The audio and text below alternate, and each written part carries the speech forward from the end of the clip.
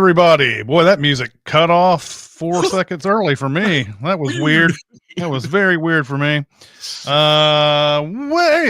Anyway, welcome everybody. This is Recotopia episode 159. Today's big recommend is LA Confidential. My name is Chris Atkinson, joined by Aaron Dicer. Hidely ho, Rolo Tomasarinos. There you go. There we go. That sounds almost like that Tommy Tomasino from Yes. They're also joined by Jeremy Scott. Hello, everybody. And we would like to welcome chat who have come out here to watch us talk about movies on a Thursday. Anyway, thank you so much for coming out and doing that. We'll go on to our small recommends. And I'll start us off with a movie from 1984 called Repo Man.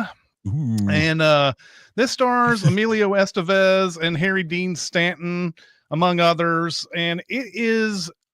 this movie, I'm going to tell you straight off, this movie's very, very uneven. You're going to watch it going, I don't know if I really can get into this, whatever, but then it'll hit you with a streak of absurd humor that really makes it worthwhile. And this is either recent, I don't know if it's a recent Criterion, but it's on Criterion, and I watched a new 4K version of it and everything. But Emilio Estevez is a guy who's like a grocery stock guy or whatever at the beginning, and he mouths off to his manager, and then he is walking along the street when Harry Dean Stanton asks him to do some stuff, and it eventually leads to Emilio Estevez becoming a repo man, as in the title. And in the middle of all this repo stuff, where they're actually repoing cars most of the time, he stumbles on a sort of a alien conspiracy plot. You would never ever think from the name of Repo Man you would get into an alien conspiracy plot, but apparently there's a guy driving around with a bunch of evidence in the back of his trunk, and anytime anyone tries to open the trunk, they get disintegrated.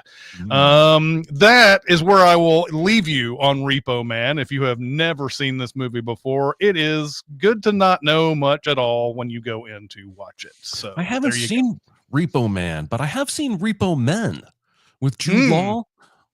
Yeah. Not related at all. No, in any possible way. It is not. But there you go. I have never seen Repo Man, and until you suggested it as your small recommend, I think I assumed every time I saw this movie title that it was RoboCop. I don't know why my brain would do that, but my brain, same amount of letters. Exactly. It was just like, oh yeah, I've seen RoboCop. So now I realize this is actually a different movie, and I have it on my watch list. So I will someday watch Repo Man. That is not RoboCop. Yeah, awesome. absolutely. Happen. All right, Jeremy. I'll go next. It's going to be an episode of callbacks on Jeremy's side of things. Last week, Small recommended Adolescence. Is that Netflix, Aaron? Yes. The 4-part miniseries that is fantastic and still rolling around in my brain.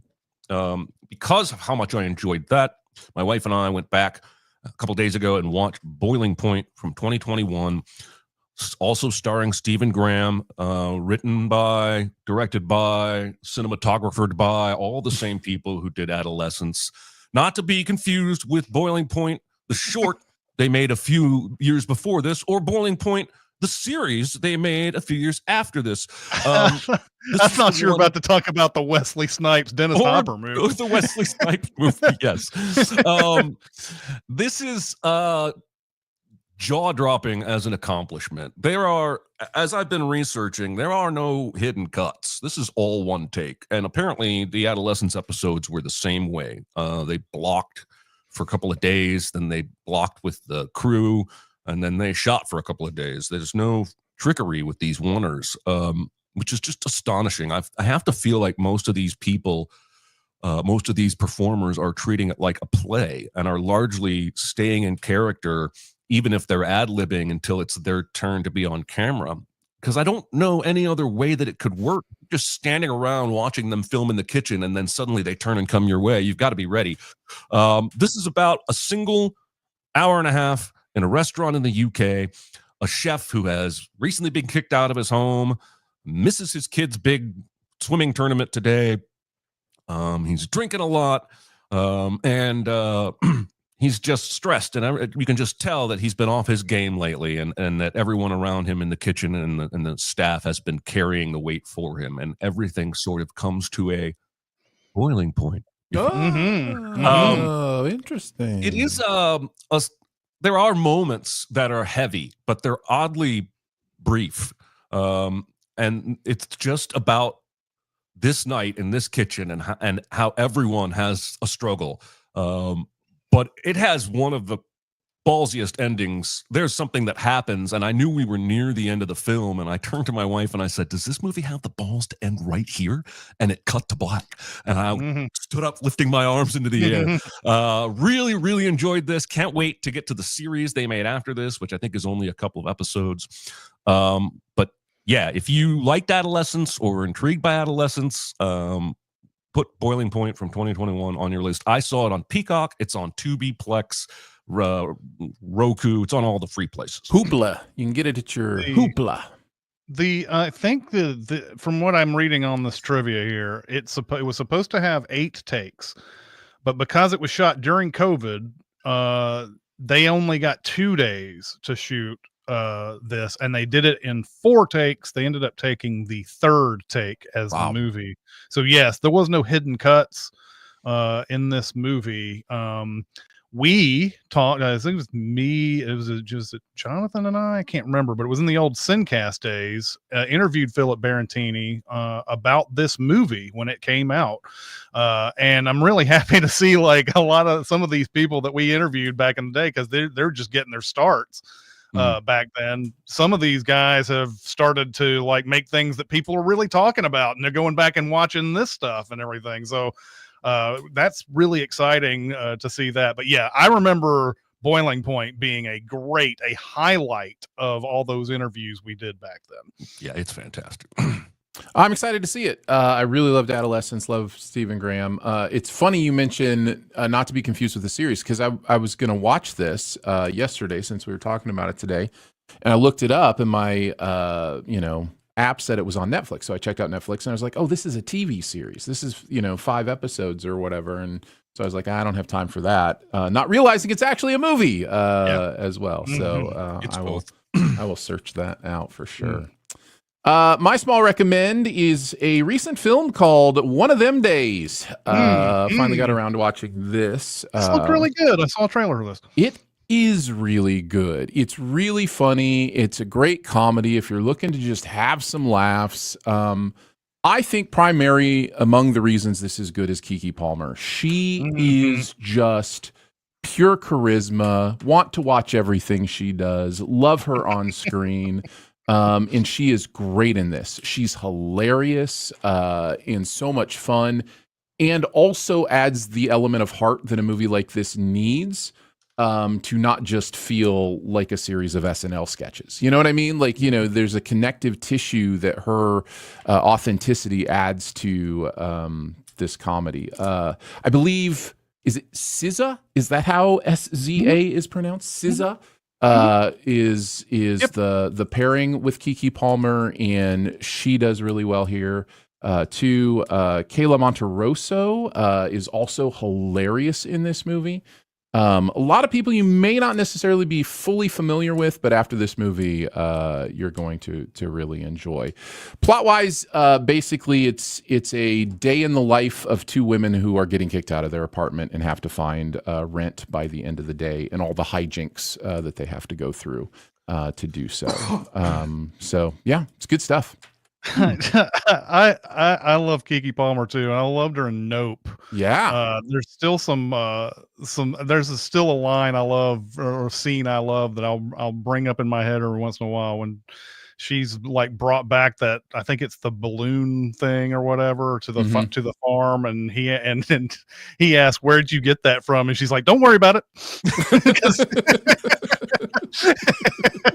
I love it. Yeah, I need to see this. This looks really fun. So ever since I saw the trailer, I was like, I gotta see this. This just came out, huh? In theaters? No. It came out earlier this year. It just dropped on streaming. I think it's on Netflix Oh, okay. now. Oh, yeah, it came out in like awesome. January, didn't Yeah, it? yeah. It's been out Yeah. a few months. So obviously it's, past VOD and now on to streaming. Why would something stay in theaters only for 3 months? That's just ridiculous. Yeah, that's just dumb. That never Because happened. not everybody can go to the theater, Aaron. That's never I'm with happened you. in Jeremy, history. I am with you. I know. All right, let's get on to our big recommend, which is LA Sideways. Confidential. Oh, sorry. Well, what were you gonna say? I said sideways. Sideways, yes. All right, Jeremy, take it away. No, LA Confidential's mine, so I will commence with this synopsis, which I don't know how long this is going to be. Everything in LA Confidential matters, except for just a handful of things don't matter in LA Confidential. I went back this morning and started editing it, and I was like, I can only cut out a few sentences. So sorry if this runs long, but we're gonna go with it. LA Confidential is a 1997 film directed by Curtis Hanson, which, by the way, after you watch this movie, you're going to be like, where was LA Confidential in this guy's filmography before this? Yeah. He did a great movie. River Wild is really good. Hand Rocks the Cradle is really good. And he did another movie with Tom Cruise called Losing It, and he did another one called Bad Influence. Nothing suggests he had an LA Confidential in him. It was adapted by both Hanson and Brian Helgeland from the James Ellroy novel, which I also read after this movie came out. And this is a hell of an adaptation for such a huge book that has a lot of other stuff in it. It was nominated for 9 Oscars, winning 2 for adapted screenplay and for Best Supporting Actress, Kim Basinger. The movie begins with gossip columnist Sid Hudgens, played by Danny DeVito, cheekily telling us how great LA is, as long as you overlook gangster Mickey Cohen, played by Paul Guilfoyle, who's been able to run dope, rackets, and prostitution seemingly under the nose of the LAPD.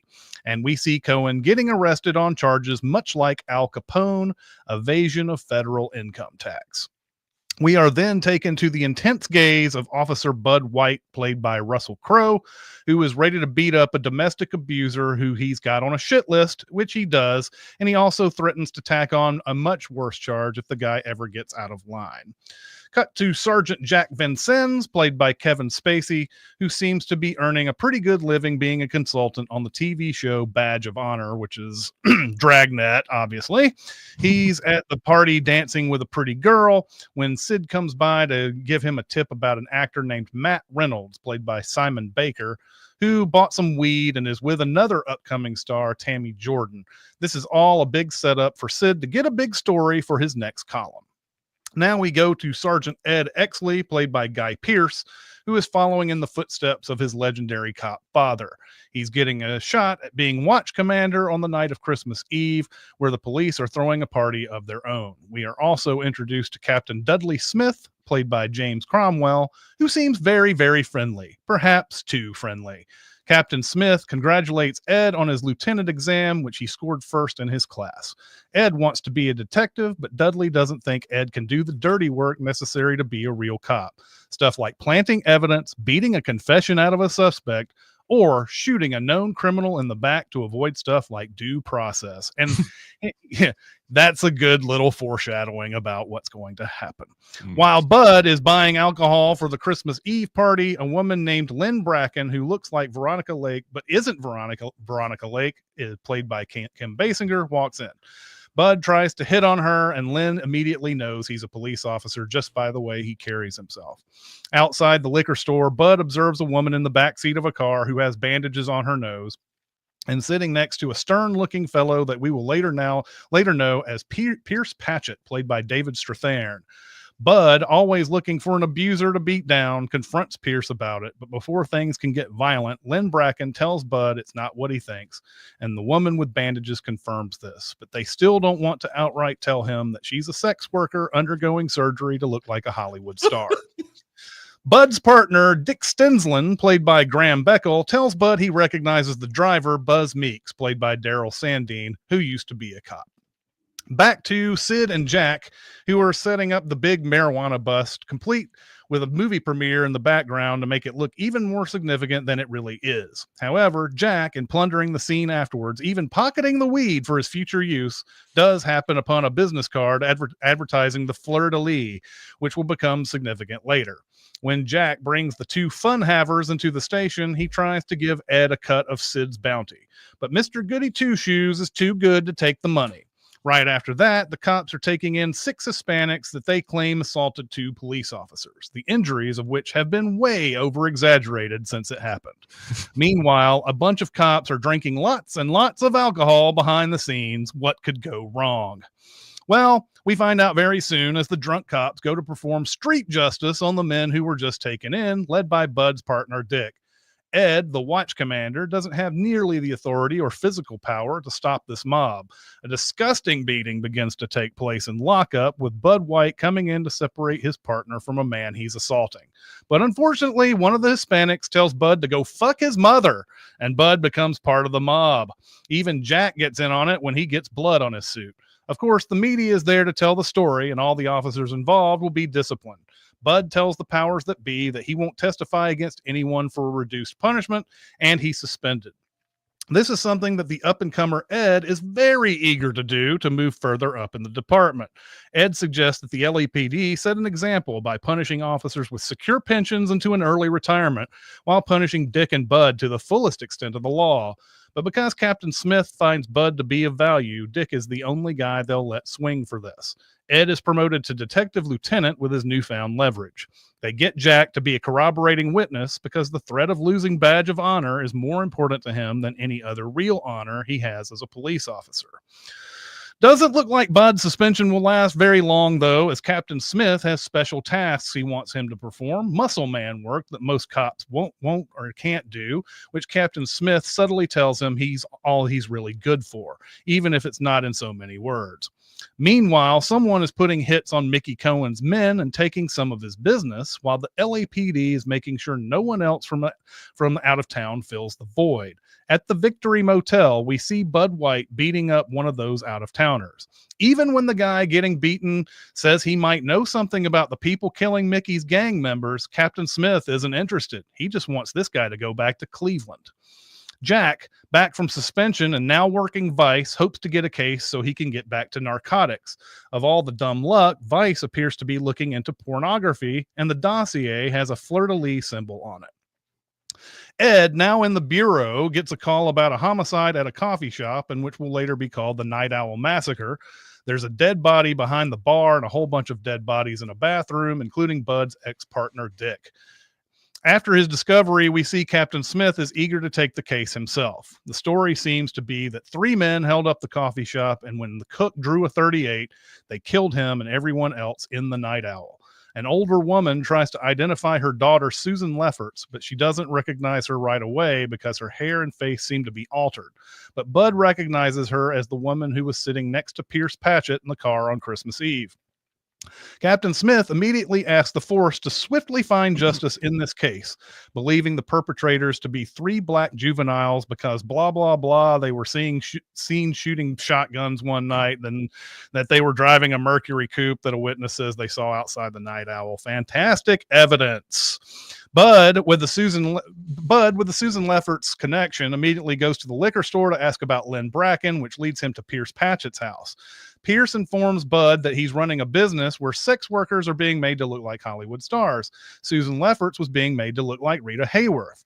Then Bud goes to visit Lynn Bracken. This scene is basically a bunch of character stuff because Lynn doesn't know anything about the Night Owl, and it's the beginning of a love story. Jack and Ed visit a man asking about a Mercury coupe, promising he can reduce the man's brother's sentence by 10 years. This guy gives up someone named Sugar Ray Collins. When they go to find him, they see 2 other cops have beaten them there, and the Mercury coupe just happens to have an orgy of evidence in the back seat. When they bust the door down, the 2 other cops appear to be trigger happy, and when instructed not to kill them, they look at each other as if theirs was another plan in motion before Ed and Jack got there. Ed's in charge of questioning the suspects. While they're in separate rooms, his plan is to play them against each other by allowing them to hear parts of the interrogation that will make them turn on one another. When asked about the shotgun, Sugar says he doesn't own any. Ed plays Sugar against his friends further by allowing them to hear him give away their drug dealer's name. Ed then sets his sights on a very scared young man named Lewis who's peed himself. Lewis thinks this is about something else, talks about a woman named Ines Soto he and the others raped when trying to lose his virginity. Ed starts to interrogate Ty, but before he can get far, Bud, the protector of women, comes running in and plays Russian roulette with Ty, asking about Inez's whereabouts. After 2 empty shots, Ty gives them the name Sylvester Fitch and his location. A team goes to the house with Bud going in alone, who finds a badly beaten Inez strapped to a bed. Bud then goes in the other room to find Sylvester laughing at cartoons, and he kills him, making it look like Sylvester shot first. Inez is telling the cops that the 3 men left her on the night of the Night Owl massacre at a time that would allow them to commit the murders. Over the radio, Captain Smith and Ed hear that the 3 Night Owl suspects have escaped. When Ed gets back to the station, he asks the stenographer about the drug dealer who was mentioned during the questioning, takes one of the trigger-happy cops from the original arrest, and makes a beeline towards his apartment. A broken bottle during a tense situation leads to a shootout where a cop accompanying Ed gets shot. Where the guy. Ed ends up blowing away everybody else, becoming a hero in many people's eyes. Now, as the movie cools down a bit, we see that Jack is back on Badge of Honor, Bud is stalking Lynn, and Pierce Patchett is successfully blackmailed a senator to get a favorable ruling on a new freeway being built.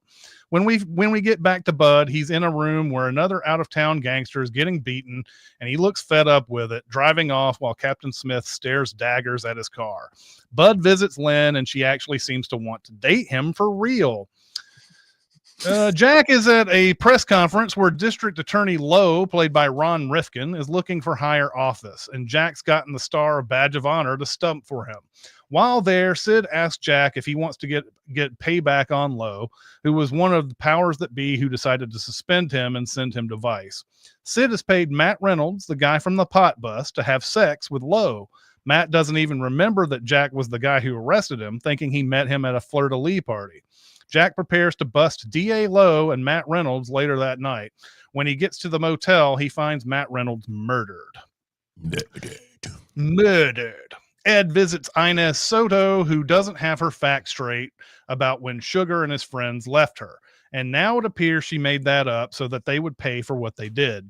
She asks if anyone would have cared about her rape if they didn't do the Night Owl massacre. She says, "I did what I had to do for justice." Back to, but she actually, that's a big line, isn't it? That's something that everybody, all the cops in this movie have to do. Nobody comes off clean. Back to Bud and Lynn, where Bud basically explains why he's been a protector of women throughout the movie. His dad used to beat her and him, and while he was tied to a radiator, he watched as his dad killed his mother.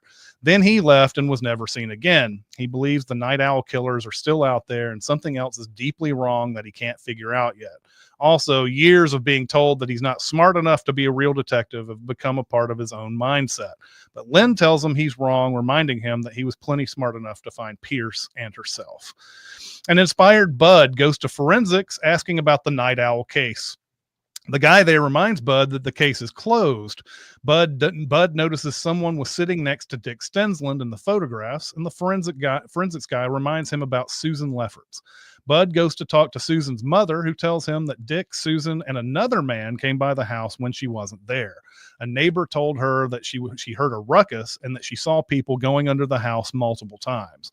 Bud goes to look at the cellar where he locates a rotting corpse who used to be Buzz Meeks, Pierce Patchett's former driver. Now Ed comes by forensics and asks the guy there about the Night Owl case and finds out where Bud went, and he discovers the same corpse Bud found. Ed's suspicious of Bud, so he asks Jack to tail him. When Jack doesn't budge, Ed asks him if he believes the Night Owl massacre was properly solved, to which Jack asks why he's still interested in a closed case. Ed tells Jack about Rollo Tomasi, the name he gave the man who killed his father. Rollo Tomasi is why Ed became a cop, to put away people who think they can get away with crimes. Ed eventually inspires Jack to help him. Jack tells Ed about the Matt Reynolds murder, and they agree to help each other with their cases. Bud pays a visit to Johnny Stompanato, Mickey Cohen's former right-hand man, and asks about Buzz Meeks. Johnny tells him that he heard Meeks had a line on a large supply of heroin, which sounds like nonsense because he would need help selling it without getting caught. Jack and Ed follow Bud from the bar to Lynn's place, where they peep on Bud and Lynn about to have sex. Ed and Jack ask Pierce Patchett why Bud White is seeing Lynn Bracken, but Pierce suggests it's for the usual reasons. Ed wants to go back and check up on Lynn, and he tells Jack to ID the corpse he found under Mrs. Lefferts' house, which he eventually finds out was Buzz Meeks. As Ed and Jack leave the house, Pierce calls Sid Hudgens for some reason. Hey, I thought he didn't know that guy. Ed visits Lynn, who tells him that she's seeing Bud because she wants to, which Ed doesn't believe. But Ed can't resist kissing her, and they soon start having sex, with Sid taking pictures from a hiding place. Most convenient shit ever. Jack visits Captain Smith and tells them about Buzz Meeks. Meeks and Dick Stensland were investigating Pierce Patchett, who was using Sid Hudgens for blackmail schemes. Jack tells Captain Smith that the charges were dropped because of insufficient evidence, but he also asks him, since he was the supervising officer, if he remembered anything about the case. Smith confirms that Jack hasn't told Ed about this before shooting Jack. When Smith asks Jack if he has a valediction, he says Rollo Tomasi, which I don't even know what he knows to do with those words, but man, it works out for the plot really well. It sure does. The next day, Smith asks Ed about Rollo Tomasi, which is a made-up name that Ed only told Jack about the previous night, and therefore immediately tells Ed that Smith killed him. Ed goes down to the morgue and finds out that Jack learned the ID of the corpse was ex-cop Buzz Meeks. Meanwhile, Bud is sent to the Victory Motel to do some dirty work on Sid Hudgens, who's tied up. When Smith asks Pierce Patchett about Pierce Patchett and blackmail, Bud rushes outside to find pictures in Sid's trunk that show Ed and Lynn together. Bud immediately drives off to see Lynn. Smith then kills Sid. Lynn is when everybody dies in this movie. Lynn is waiting, knowing an angry Bud is about to show up. Bud starts hitting Lynn, which makes him realize he's a monster, and he runs away. Meanwhile, Ed finds out that Smith was the supervising officer on the Meek Stensland vice cases. Bud shows up and shows Ed the pictures Sid took of him and Lynn. Bud starts beating up Ed, but Ed eventually pulls a gun on him and tells him that Captain Smith killed Jack and that he wants Bud to kill him. Bud gets a few more punches in before finally realizing Ed is right. Bud believes that Dick Stensland killed Buzz Meeks over a big shipment of heroin and that Dick died at the Night Owl not too long after. Ed tells Bud that the rape victim lied about the three dead suspects and that the two officers who were at Sugar Ray Collins' house planted the shotguns in their car and would have murdered them if Jack and Ed didn't show up on the scene. Captain Smith framed them for the murders, knowing no one would ask questions. Ed knows this connects to the Matt Reynolds case somehow. Ed asks Bud to team together, and they do. They go to see D.A. Lowe, who Jack knew was supposed to be with Matt on the night he got killed. Ed first asked Lowe to get permission to tail Captain Smith and Pierce Patchett 24 hours a day, along with wiretaps and the ability to check their bank records. When Lowe refuses, Ed asks what blackmail they have on him. Lowe asks for proof, which they don't have, and walks into a bathroom to prepare for a press conference. Bud walks in and starts getting rough, and I can't believe I'm saying this for the second movie in a row, but Bud Suge Knight's Lowe out the window. That usually does the trick, and so Lowe tells them that Smith and Patchett are trying to take over Mickey Cohen's old rackets and that the pictures of Lowe with Matt Reynolds prevented him from prosecuting. They go to Pierce Patchett's place, but find him dead. It's made to look like a suicide, but Bud finds out that his fingers were broken, so he was either forced or it was staged. They now believe Lynn to be in danger. They call the West Hollywood cops, who decide to hold her at their precinct. Ed visits Lynn, where they compare Bud White bruises. She doesn't know anything about Captain Smith at all, and honestly, Lynn Bracken serves one purpose in this movie, and I think it's overall tenuous at best. Bud goes to see Sid, but finds out he's dead. There he gets a message about Ed, that Ed wants to meet at the Victory Motel. Soon after they meet, they see headlights approaching. Ed wants to get out of there, but they soon realize they are surrounded. And I love how they do this too, where the headlights are showing up in very secret looking places. What follows is a tense action scene at the Victory Motel that is awesome. Ed and Bud hole themselves up in a room where Captain Smith's men fire a hail of bullets from outside, and Ed and Bud kill whoever gets close. Bud uses a hole to hide under the floor where he's able to take shots at some of the men's feet so that Ed can finish them off. When Ed gets cornered, Bud uses his hiding place to kill the guys who advance inside. That leaves Captain Smith, who shows up when their guards are down. He shoots Bud but doesn't kill him. Bud tries to cut Smith, but Smith shoots him in the face. He somehow survives all these shots. Ed's got a gun trained on Smith, but is unable to pull the trigger after Smith drops his own gun. Smith tells Ed he'll tell the incoming cops a story that will end up making him chief of detectives. But Ed finally realizes what Smith has been trying to teach him all this time and ends up killing him outside the room, shooting him in the back.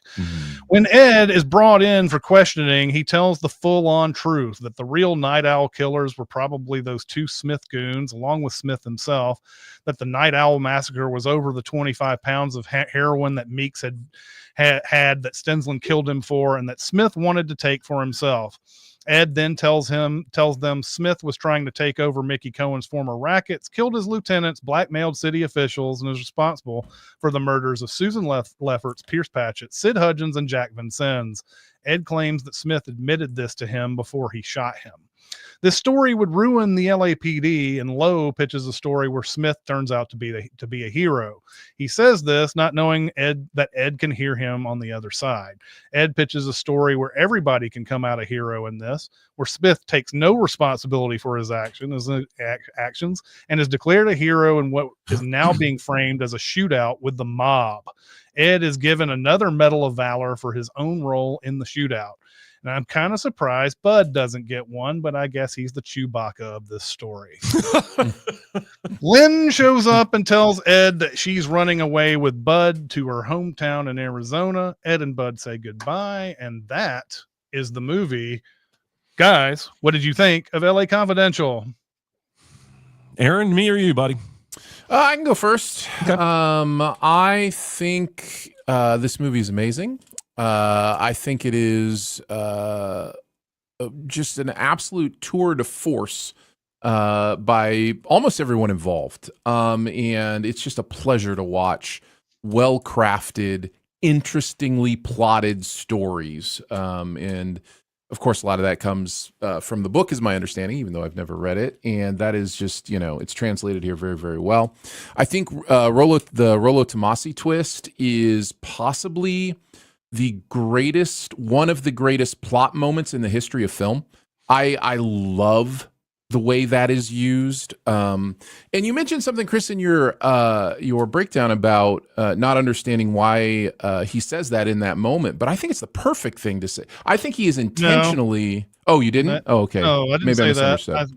I don't know how James Cromwell knows to say that name to somebody else later on. Like that, how does he even know that's a name of somebody? Oh, like why doesn't he think that's like the local supermarket or? Yeah, well, I mean, he asked him for a valediction, which is just anything to say before you die, and it's just like, Rollo Tomasi. That could mean right. It could be Latin. Yeah, it could be Latin for "Here I go to die" or whatever. Yeah. Sunday dish. Yeah.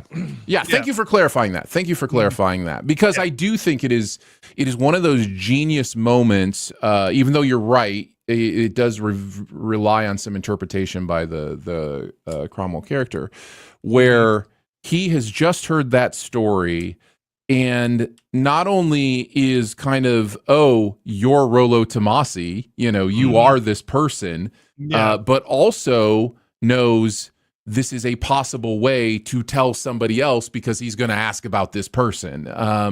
And I just think it's just absolute genius in that moment when he finally asks him, hey, did he ever mention anything about a Rollo Tomasi to you? I do love the moment for sure. I do love the moment. Good. Yep. So good. I just have to mention this while we're talking about it. Watching this movie with my wife.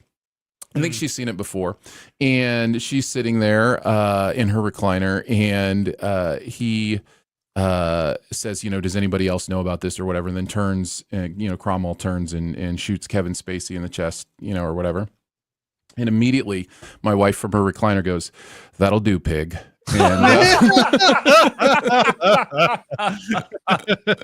What's funny is I read that they cast him specifically because of Babe, and Oh, they that's knew amazing. the audience would expect a lot him of to be a sense. good guy.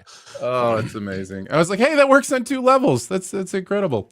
Anyways, love seeing Ron Rifkin in this. Arvis, or Arvin Sloan from Alias is where I learned to love him. Yeah. That scene where he's being held out the window is one of my favorites, and the good cop bad cop stuff is so hilarious. And is that how you do good cop bad cop, or it's just so good.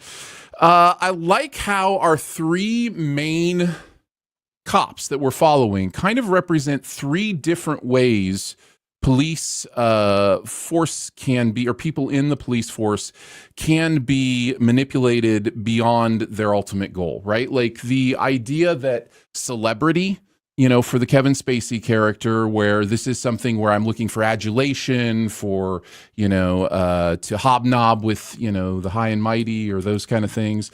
The Russell Crowe character is the anger, I'm just going to get in and punch the bad people, and take care of the bad people in the world and that kind of thing. And then you've got Guy Pearce with the self-righteousness, like the idea of I am the arbiter, I am the one who is self-righteous, I am beyond reproach. And we know he is not. Even very early on, we see that he is not beyond manipulating the truth to, kind of get what he wants in that first scene, picking certain people who may be set with their pensions and then getting a promotion out of it. So I find the movie's commentary on the idea of what it means to have a policing force and how that can naturally lead to these very human things. At least an interesting thought experiment during the movie, even if it's not the movie's main point. And I do like how those 3 cops really kind of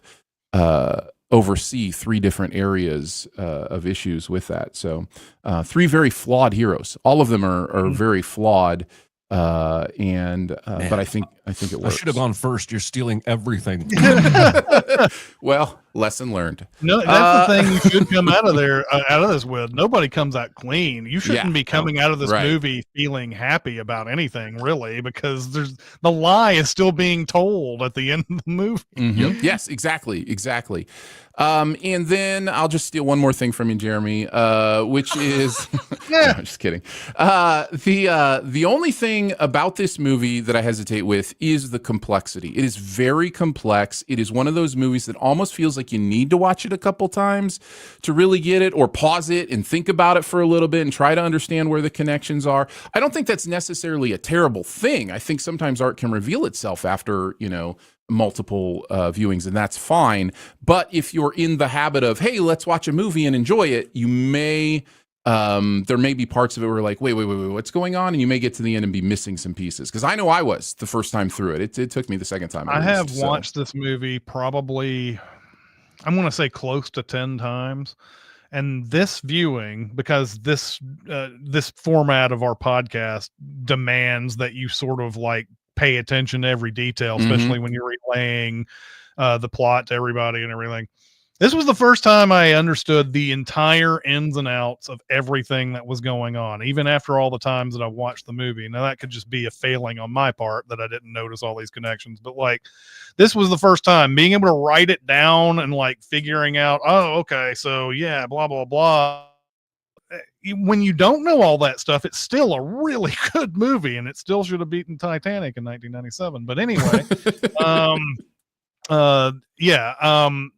this was the first time I fully understood the whole plot. Yeah. All right, Jeremy, what you got left? All right, like Jeremy? maybe 3 bullet points. No, I was struck this viewing how we have 3 lead characters that all have similar arcs that are still distinctly different, and I kept making notes about this. Like 2 notes after that, I was like, seriously, how many movies can you name that have 3 leads that have different journeys that still all intersect this well? And I think that probably goes back to Elroy and the novel putting that structure in place. But as you said, Jack is motivated by fame. Exley's motivated by ego, promotion, accolades. Bud is motivated by violence, and all three of them sort of have to reckon with that by the end and realize that's not who they want to be anymore. They all have to shed that in order to ultimately do the right thing in the right moment. I love my first note is it's really a shame Kevin Spacey's a piece of shit because he is phenomenal in this movie. I love the scene where Exley asks him, "Why did you become a cop?" And he pauses and slightly tears up and says, "I don't remember." It just perfectly describes where he is on his arc right then in that moment. He is currently realizing, I don't know why I'm doing this. Why do I want to do this moving forward? I was struck by how much the score feels like it's from a movie that was made in the era this film is set in. Really, really impressed by that this time. I still think the best beat in the entire movie is when he says a hooker to cut to look like Lana Turner is still a hooker, and she is Lana Turner. It's just it's funny, but it also bonds them even further together with a moment of levity that they're on this same mission. I wrote down, I'm trying to go fast because I'm looking at the clock. David Strathairn, I think, is a low-key actor with mega range. In this movie, he's super suave, rich, debonair. In Sneakers, he's blind, smart, acerbic. In The Firm, he's a bumbling redneck criminal. In River Wild, he's the awkward, not great at outdoors dad. In Born Ultimatum, he's the suit-wearing, hard-ass CIA boss. And he's great as all of those things. And he just doesn't get the recognition. Agree. My biggest issue with this movie is Bud beating up Lynn and then ending up together. I do understand that children of abuse often repeat that cycle. And ultimately, even though Bud has been beating up abusers, he's still basically become what his father was in many ways. It's all he knows how to do with his rage is put it in his fist. But I feel like him hitting her is a step too far to at least have the story and end up with them together. I think it'd be better if Lynn was going back to Arizona on her own and Bud was going to therapy or joined like a boxing circuit or something. But that's really the only flaw in a otherwise absolutely perfect movie. And I'm not sure it's a flaw in the sense that it's a mistake. It's just, it doesn't sit super well for me. Anyway, yeah, I don't understand how Bud gets shot in the cheek and then later on he's got a gauze over that cheek, but there's no apparent exit wound. Did he like swallow that bullet? Did it go into his mouth and stop? Like, I'm very curious about the physics of that bullet. No idea. Anyway, yeah, I was struck even more this time through that this movie is better than Sideways, even though Sideways is amazing. And yeah, absolutely deserved to be Titanic, but Titanic had that fucking spectacle going for it. People walked out of that really feeling did. like It was hard future. it was hard to pick against it, even though this movie was far superior. I agree. It's one of those things. It's just one of those things. It's in the moment thing. It's one, you know, there's plenty of people out there who do. If we did the Oscars today, what would win? I feel like LA Confidential would win now. Yeah. I wonder too. I like Kim Basinger a lot in this movie, and I think at the time I was happy she won. And I'm not out to steal Oscars from her or anything like that, but I don't know if I'm seeing a performance now, this many years later, that's so good that wow. I thought the same thing. Yeah. And looking at the nominees, I would have given it to Julianne Moore for Boogie Nights over Kim Basinger. Oh yeah. I think Julianne Moore was doing some real, actual, like deep work in that movie, and Kim Basinger is kind of like, you know, this is the classic Hollywood thing, like the hooker with a heart of gold that wins the Oscar performance, and I feel like that was a kind of a shame. This movie had a lot of I didn't look at the box office on this. I don't think this was a tremendously big hit, which was another reason why it had a hard time winning Best Picture and everything. Right. But think about the gambles that are all in this thing. I mean, Kevin Spacey had won an Oscar by this point. He'd won for Usual Suspects, but like Guy Pearce and Russell Crowe, like some almost basically unknown Australian actors. Yep. If you've paid attention, you've seen Russell Crowe, you saw him in Quick and the Dead, and you saw him in Virtuosity and stuff like that. But and maybe you saw that, I think it was Jeffrey that he was in. Maybe you saw that. But I don't think anybody saw Guy Pearce in anything, and he's the guy who has to kind of carry this movie. Yeah. And in the it's kind of funny too. In the commentary on the Blu-ray for this, Kim Basinger is talking. I think they're all individual commentaries. They're not like everybody's together in a room. Kim Basinger says, when I first saw who they cast to play Ed Exley, I was like, I had only seen Guy Pearce and Priscilla, Queen of the Desert. And I was like, you're actually, it's like, this seemed like terrible casting to me that they were going to cast this guy to be the main guy or whatever in this. And then of course she turned right around when you find out how good Guy Pearce is and everything. I thought that was hilarious. Curtis Hanson explicitly avoided watching Priscilla just because he didn't want to unfairly judge Guy Pearce. That's amazing. Which is funny. I mean, it's that weird bias that I think a lot of people have when they watch queer cinema or whatever. Like remember the sort of the backlash when Heath Ledger was named as the Joker, and nobody could think about anything other than Brokeback Mountain for some reason. And it's just like, come on, man, these guys are actors. These are, they're not the character. And even then, if you look at Brokeback Mountain, look at how fucking awesome Heath Ledger is in that movie. Yeah. Like, come on. But anyway, yeah, I just think it's just interesting. A big, huge studio movie took this big gamble on two Australian actors to be LA cops. And then they got Kevin Spacey, they got a bunch of other like really good character actors around them. But man, what a gamble, and it paid off. They also had Simon Baker show up for a cup of coffee as well. That's right. So, Yeah, and they even went to Mel Gibson before production began, and he wasn't able to do it or turned him down or something. There were plenty of Australian people that were involved in this. Yeah. So, but yeah, I'm glad to revisit this movie again. I hadn't seen it in many years, even though I'd seen it a bunch and everything. And it's always good to see a movie like this with fresh eyes and everything. And it was, I think it's even better than I remember, even though there's some things here and there that I was like, okay, I'm just being CinemaSins when I'm thinking about that type of stuff. But anyway, all right, let's go on to our super secret double feature. Aaron, what is your super secret double feature? What? Jeremy doesn't want to go first? I thought of a few things. This one to me does not fit the movie tonally necessarily, but I think makes a really good double feature about complex LA police politics and is a great watch. I'm going with End of Watch. Yeah. This is one of the first movies that I was like, see, this is how you do found footage, because the movie doesn't have to be every shot is found footage, but it has the feel of a found footage movie because of all the footage that it's using, and it uses that to increase the authenticity, the tension, all of those kind of things.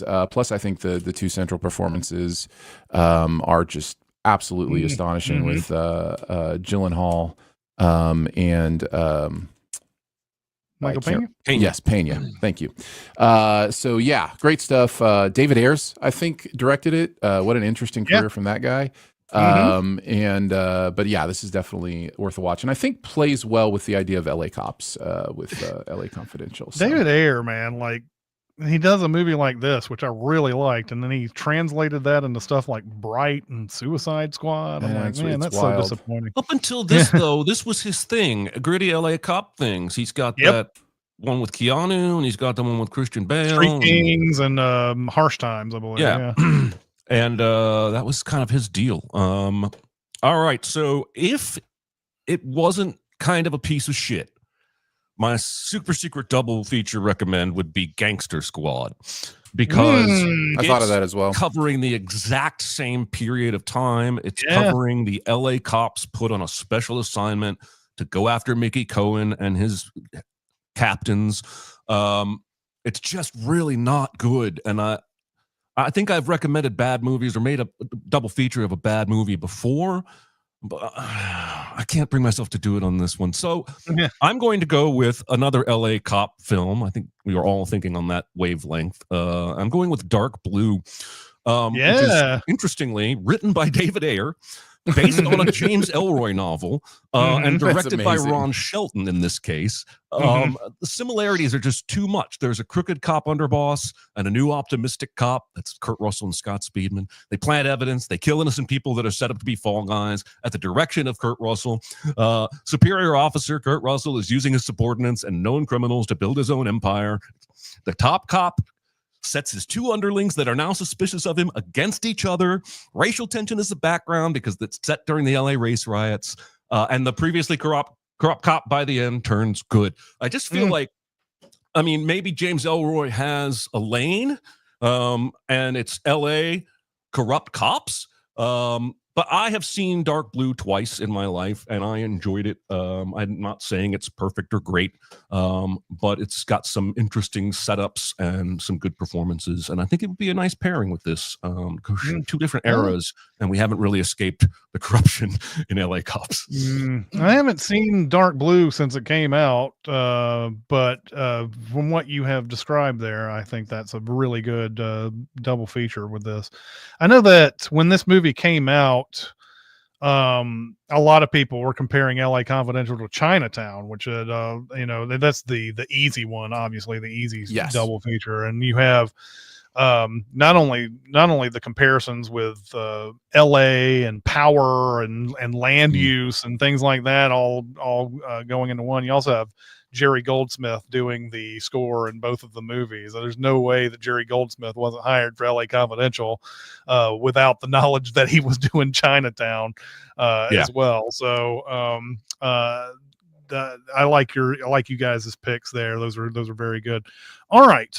Let's go on to what our homework is next week, and I believe it's Jeremy's turn. And I'm actually going to be surprised. I didn't even read ahead this time, so I'm going to hear it along with you guys. The second of my callbacks this episode is that for some reason I am recommending my second straight David O. Russell movie, and it's American Hustle. Okay. Now, I am not a big David O. Russell guy. I love Three Kings and I love American Hustle. Most of the rest of them I don't enjoy. I didn't like The Fighter very much. I didn't like Silver Linings Playbook very much. I absolutely hated Joy. So he's not necessarily my bag, but this movie has bored into my soul. It's set in the 70s. It's about a couple of art hustlers who get arrested and then have to work with the FBI to try and take down a bigger fish. It has some of the best needle drops and song usage, and I would put this up in my top 10 of soundtracks from a movie. And a great little single scene stealing moment from Robert De Niro. I can't wait to get into this. And just remember, don't put metal in the science oven. That's a quote from the movie. We'll get into that. I haven't seen this movie since it came out, so it'll be good to revisit this. I remember being slightly disappointed in this movie when I watched it, so it'll be good to see it again and see if I can see it with new eyes. Fair enough. I'm not expecting everybody to love it. Again, I'm personally telling you I don't like this director's work for the most part, but this movie I do, and it's on Hulu in America right now. If you have a Hulu subscription, you can watch it there, and I'm excited to get it. I'm kind of surprised you don't like Silver Linings Playbook. Like The Fighter, I can see, like not maybe like him, but Silver Linings Playbook I thought was good. So Probably, I only saw it once. Probably could have been external factors. But I've seen Joy twice, and I know that I don't like it. That's one of his I still haven't seen. But all right, I will actually be looking forward to watching this again because I ran across the Blu-ray of it the other day while I was looking through all my Blu-rays, and I was like, oh, I need to see that again. So I'm glad you're picking that one up. All right. Well, that's going to do it for this episode. Once again, chat, would love that you came out here today to comment while we were talking about movies. Thank you so much for coming out today. Appreciate that. But yeah, next week is American Hustle, and that's going to do it for this week. We'll see you next time. See ya. Bye, guys. everybody. Bye.